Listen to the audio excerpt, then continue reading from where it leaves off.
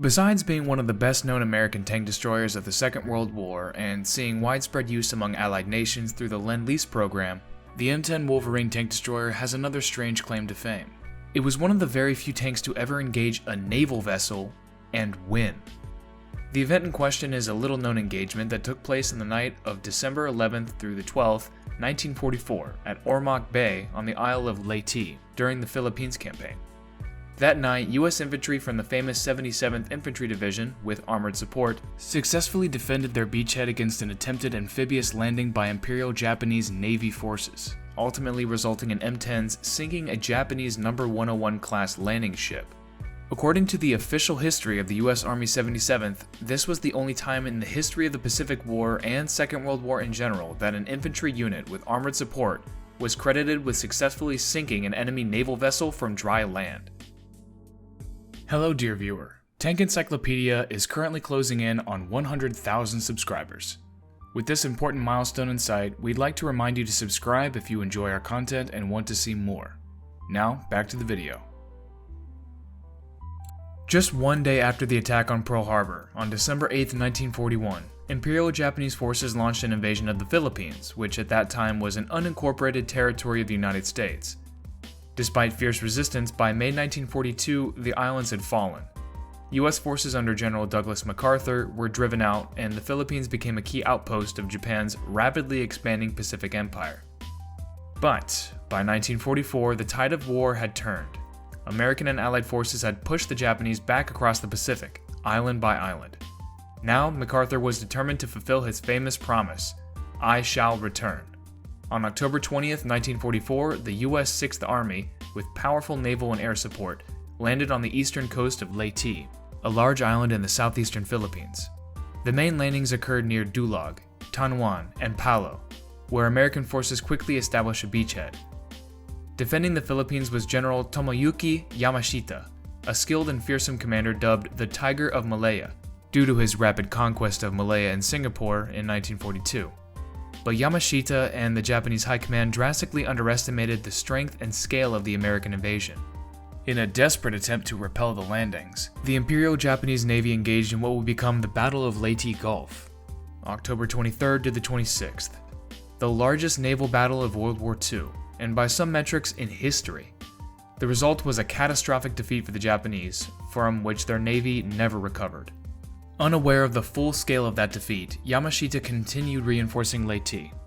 He poured in 34,000 troops from multiple Imperial Japanese Army divisions, the 1st, the 8th, the 26th, the 30th, and the 102nd, primarily landing them on the island's western coast via the small port at Ormoc Bay.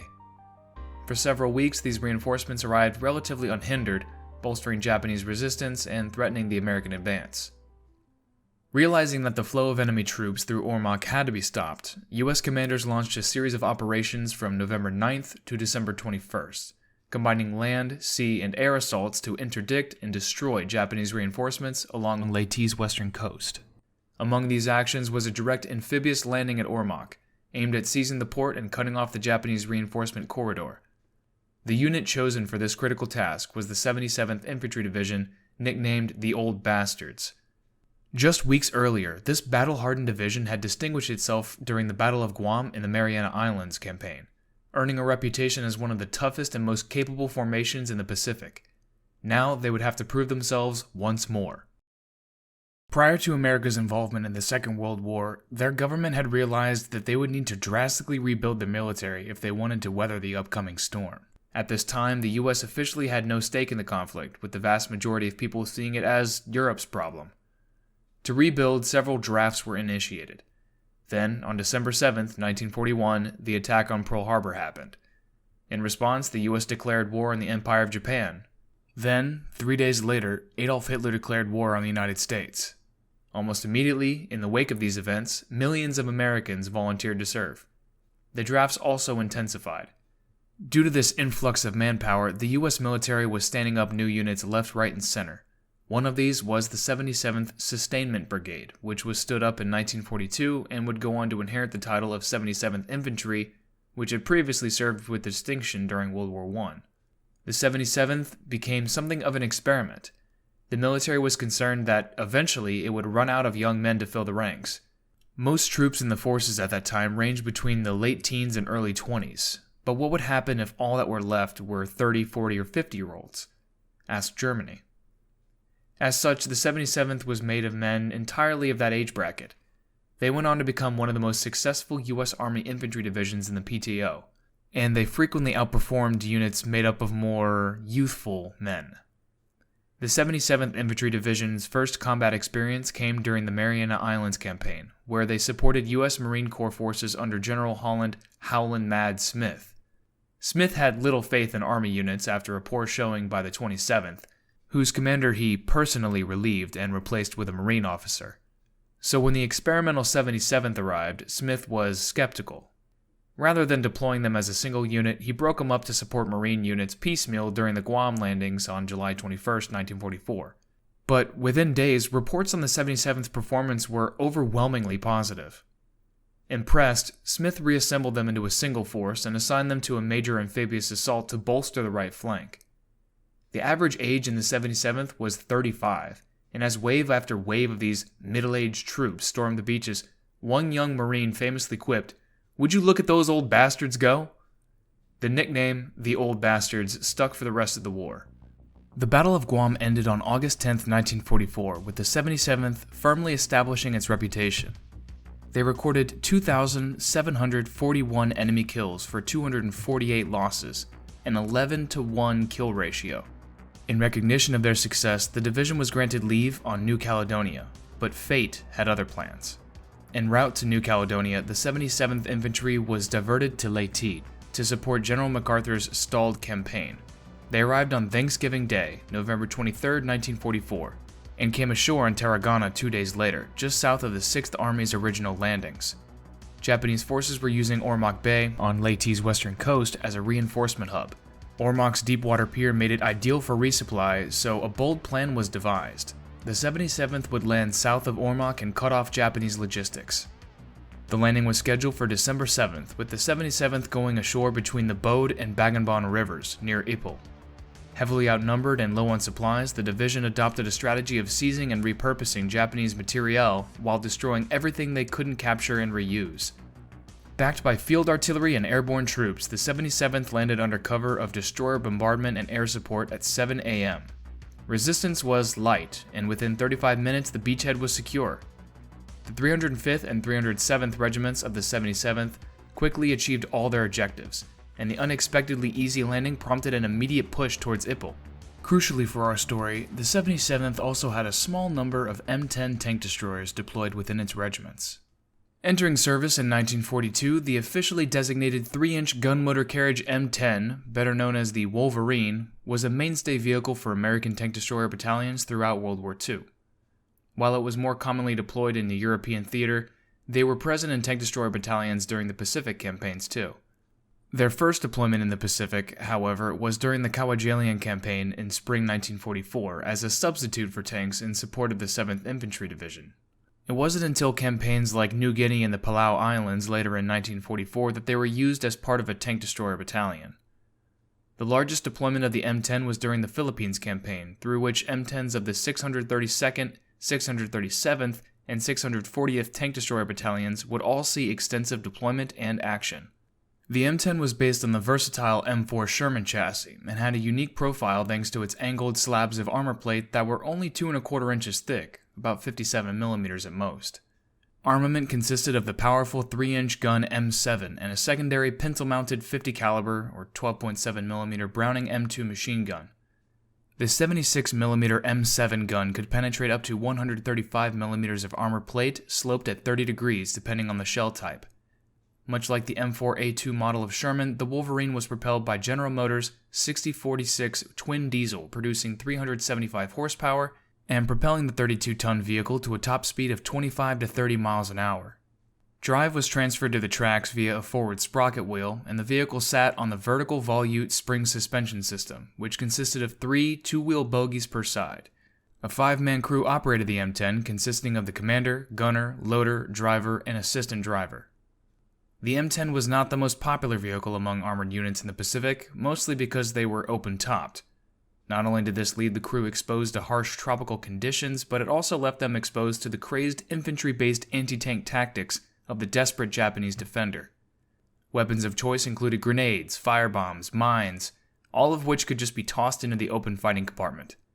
Japanese tanks were few and far between, and were little match for the 3-inch gun anyway. As such, M10s were more commonly used as mobile artillery for direct and indirect infantry fire support, largely slinging high explosive shells rather than armor-piercing. This was pretty much the role the M10s took on Leyte during the Ormoc operation. As the 77th advanced, the M10s blasted away enemy strongpoints, brought down enemy-held buildings, and erased machine gun positions. By December 11, 1944, and after determined resistance by the outnumbered Japanese army divisions, the 77th and attached elements had successfully captured Ormoc and had began spreading out towards other objectives like Kogon, Valencia, and Tagbong River. As a result of the battle, the settlement of Ormoc had been all but flattened. It was expected that little more than mopping up operations would follow up over the next few days. The Imperial Japanese Navy had other plans. Little did the old bastards know that one hell of a fight awaited the 307th Infantry Regiment, who were holding defensive positions along Ormoc shore. The best description of the unusual engagement that took place comes from the pages of the book Ours to Hold It High, published in 1947, an official history of the 77th Infantry Division and their Pacific exploits, written by the, quote, men who were there. During the night of December 11th, organizations defending the waterfront and beaches, the 7th AAA Battalion, elements of the Amphibious Tractor Battalion, and the Tank Destroyer and Cannon Company weapons of the 307th Infantry, observed several enemy vessels moving into the bay, apparently with the intention of landing at Ormoc and on the beaches northwest of the town. The first vessel to be seen was a 50-man barge approaching the Ormoc pier. By the time it came within range, all units had been alerted and the guns which bristled along the shoreline were tracking the unsuspecting craft. Fire was withheld until it was 50 yards from the pier. Then, the silent night was shattered by the point-blank roar of 40mm guns, 50 caliber machine guns, self-propelled howitzers and guns, and light and heavy machine guns, tracers from all of which converged onto the barge. The first round of 40mm was a direct hit, and the barge became an orange ball of flame. Some Japanese stood on the gunwales and screamed, "Don't shoot!" apparently in the belief that their forces still occupied the town.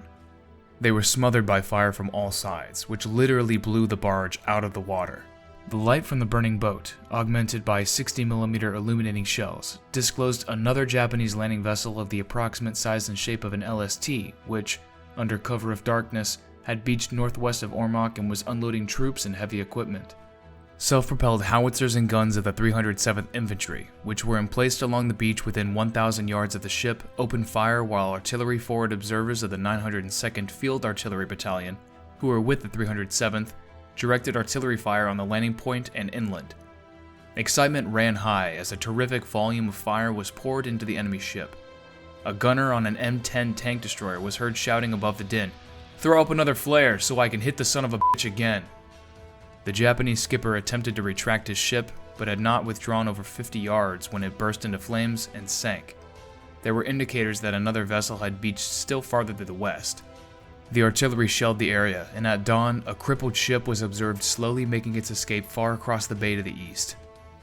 The shelling continued, and before it got out of range, its speed had been further reduced, its hull pierced, and clouds of black smoke were pouring from it. Planes later located and sank this vessel. It would appear that the landing ships sunk by the M10s and their compatriots were No. 101-class landing ships, as they were the closest Japanese equivalent to American LSTs, or landing ship tanks.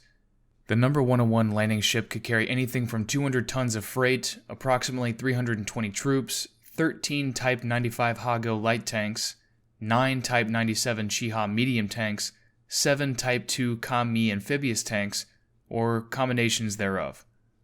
Of the planned 103 No. 101-class landing ships, just 69 of these vessels were completed during the war. The Imperial Japanese Navy received 41, 18 of which were lost during the Battle of Leyte. 2 of these were effectively put out of action by the shore-based M10s and their entourage, one being destroyed outright, the other being crippled enough to make it an easy target for aircraft. The rapid, unscheduled disassembly of both vessels severely hindered Japanese attempt at reinforcing Leyte. At least one of these ships had been identified as number 159, and its loss was entered into official records. Identified in the 77th records as barges, much smaller Daihatsu-class landing crafts were also used in the attempted landing. These smaller craft had been a staple of Japanese amphibious landings since 1937. A tiny craft compared to the number 101, the vessels could carry anything from 70 men, 1 hago, or 9 tons of cargo. As described, these stood no chance against the barrage of incoming fire from the shore of Ormoc. Many Japanese personnel were captured after managing to escape the bombardment. After gathering information from the prisoners, it became clear that the Japanese had thought their forces still occupied Ormoc and were not expecting to be fired upon, catching the Japanese landing forces with their fundoshi down. The 2 number 101s that reached the shoreline managed to unload a combination of approximately 150 men, 8 amphibious tanks, and a large quantity of ammunition. In the post-battle report, the amphibious tanks were identified as the latest model, likely referring to the Type 2 Kami.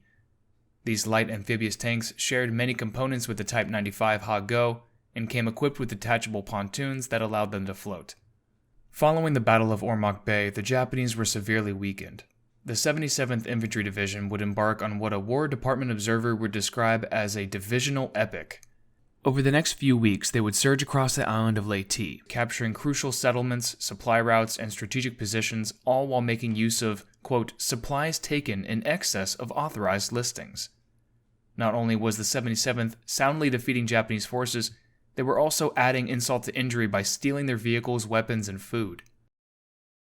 MacArthur's Battle of Leyte ended in late December 1944 with an American victory, although fighting on the island would continue until the end of the war. During their time on the island, the old bastards were credited with approximately 19,450 confirmed kills, against a loss of 543 men. That's a 36-to-1 ratio.